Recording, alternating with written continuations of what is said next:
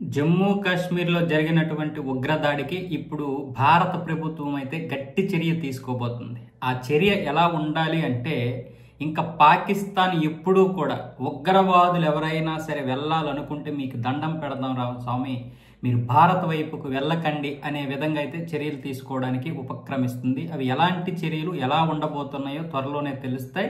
మేము వెంటాడుతాం, వెన్ను విరుస్తాం, ఈ 140 కోట్ల మంది మీ వెన్ను విరుస్తారు అంటూ నరేంద్ర మోదీ గారు అయితే మాట్లాడడం జరిగింది. నిన్న బీహార్లో ఆయన హిందీ నుంచి సడన్ గా హఠాత్తుగా ఆంగ్లం వైపు వెళ్లారు. ఆంగ్లంలో ఇంతవరకు ఎప్పుడూ కూడా ప్రసంగించలేదు. కాకపోతే ప్రపంచానికి తెలియాలని ఆయన ఒక 5 నిమిషాల పాటు ఆంగ్లంలో మాట్లాడడం జరిగింది. ఈ దాడి గురించి, ఇది ఇంటర్నేషనల్ సమస్య, ఇది కేవలం భారత సమస్య మాత్రమే కాదు, ఇది అంతర్జాతీయ సమస్య. అందరము కూడా దీన్ని ఏకతాటిపై ఎదుర్కోవాలి. లేకపోతే ఈ సీమాంతర ఉగ్రవాదం వల్ల ప్రపంచం ఏదో ఒక రోజు నాశనం అయ్యే ప్రమాదం ఉంది. లేదంటే ప్రజలు కూడా ఇబ్బందుల పాలవుతారు. కాబట్టి మనం ఖచ్చితంగా దీన్ని ఎదుర్కోవాలంటూ ఆయన బీహార్లో నిన్న 13,500 కోట్ల విలువ చేసినటువంటి కొన్ని పనులకి శంకుస్థాపన చేయడానికి వెళ్లి ఇలా మాట్లాడుతూ ఆంగ్లంలో అయితే స్పీచ్ ఇచ్చారు. దాంతో చాలా మంది ఆశ్చర్యపోయారు. ఇకపోతే అసలు పాకిస్తాన్ పై ఎలాంటి నిర్ణయం తీసుకుంటాము, అసలు అది ఎలా ఉండబోతుందో మీకు త్వరలోనే తెలుస్తుందంటూ గట్టిగానే హెచ్చరికలు జారీ చేశారు మోదీ గారు.